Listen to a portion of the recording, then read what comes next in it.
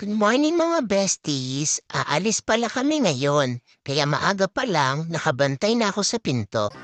Naloko na. Isang pagtataksil pala to mga bestie.